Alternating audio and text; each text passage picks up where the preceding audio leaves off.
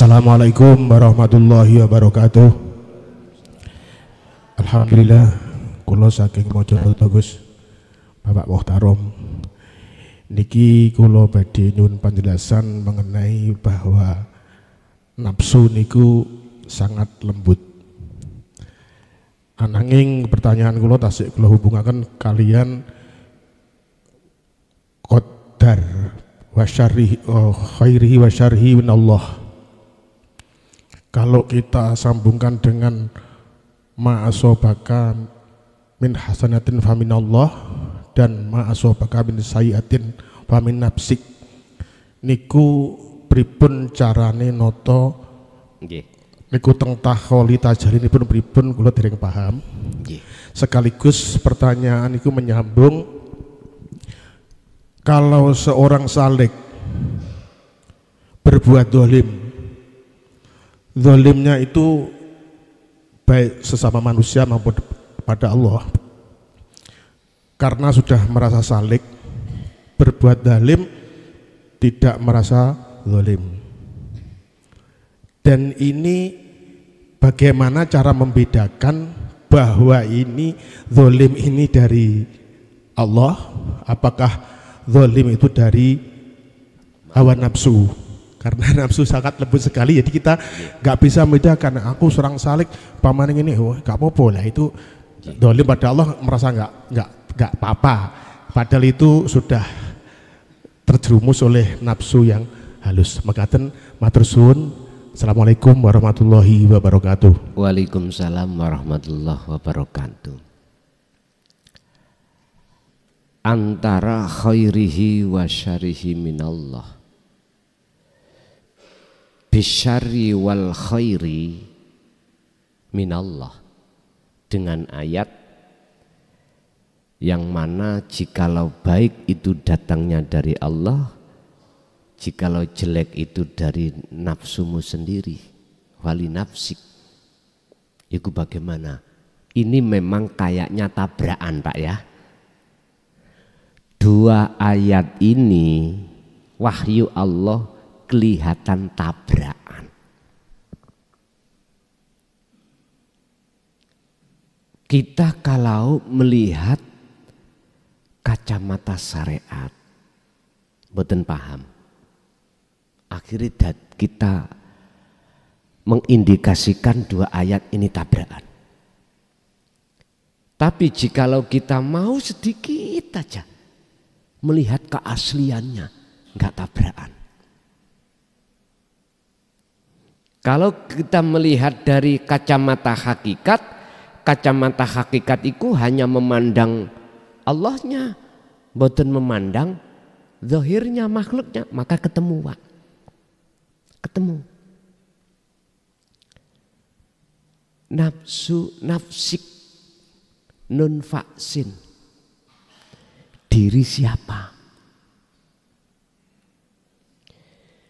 Jikalau ahli tahqiq sang pelaku iki betul-betul sudah kefanaan wujud sakliyane Allah, nafsik iku kembali kepada urip. Jadi nggak ada bedanya. Karena tidak memandang jelek dan baik,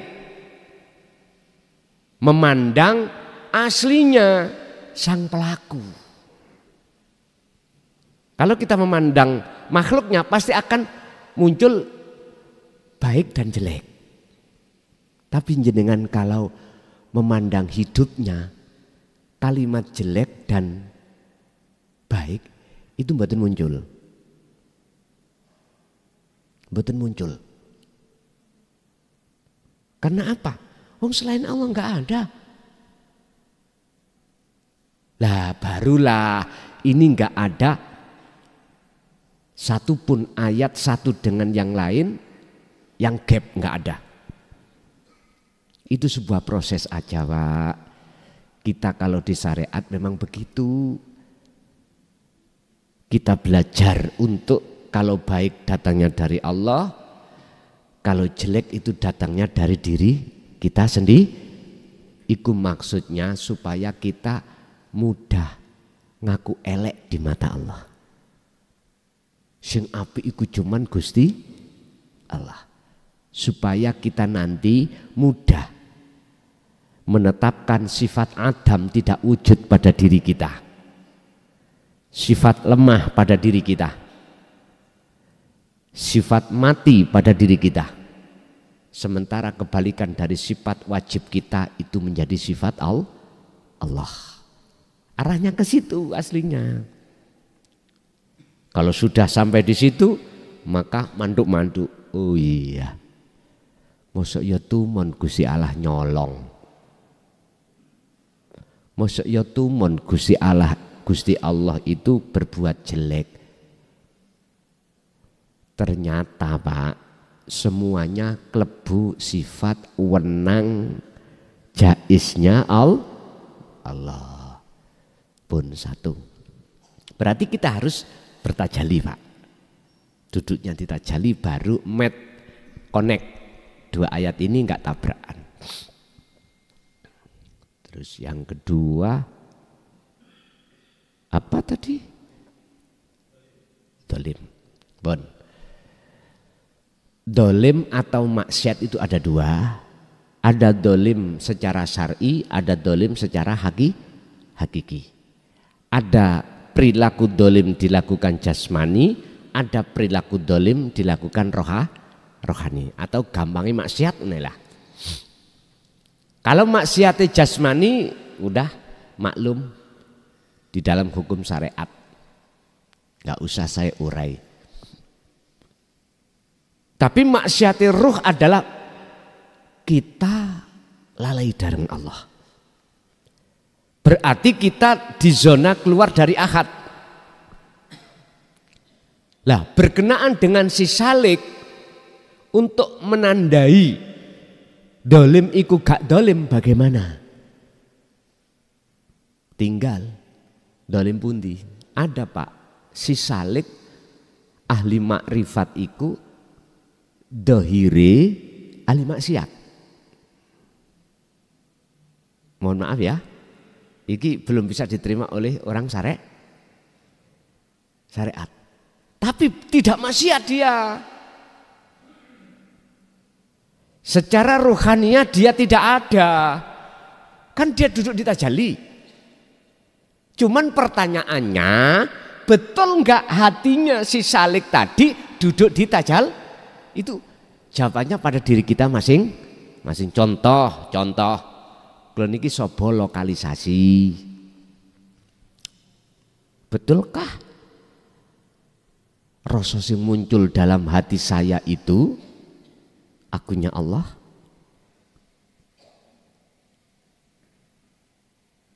Betulkah sama antara ilmu sebagai petunjuk dengan prakteknya? Ini yang harus dipertanyakan. Mentang-mentang ilmu ini semua Allah, tapi waktu praktek gak seperti itu. Iki dolim kuadrat nek niki tambahan. Mohon maaf loh nggih. Mohon maaf. Dolim jasmani uga dolim rohani. Intine Pak, tanda-tanda si salik itu tidak dolim di mata Allah. Dalam hatinya muncul akunya Allah. Keakuan diri makhluk sudah tiada. Posisi yang seperti ini mesti hatinya lalai dengan urusan apapun. Nyun sewu, ana wong gila, gendeng nih ya, majnun. Wong gila iku terus zina, dosa mboten? Halo. Miturut hukum syariat saya tanya, ada orang gila terus berbuat zina atau mencuri, dosa enggak? Beda lho ambek gila-gilaan Pak ya. Iki gila tenan, bigori aklin. Gak duwe akal. Hukum syariat dari madhab manapun maklum dimakfu karena bighairi aklin. Orang seperti ini wajib sholat mboten? Cara syariat mboten toh? Mboten. Makanya jenengan nek pengen gak wajib sholat gendengo. Lho nggih toh? Lak penak toh? Dan atau tidurlah Anda atau masuklah ke alam fana. Udah jenengan ini nanti apa kata Allah? Secara jasmaniah Allah yang memperjalankan. Tadi dia tidak terhukumi. Oh fana ya Pak. Jadab ya Pak. Majedub. Gak bisa dihukumi. Sederhana. Jenengan gendeng nang Allah itu berapa detik, berapa menit, berapa jam. Itu urusan Allah. Jenengan hanya memegang setelah beat ini birriyadati wal adhkar. Titik. Satu kali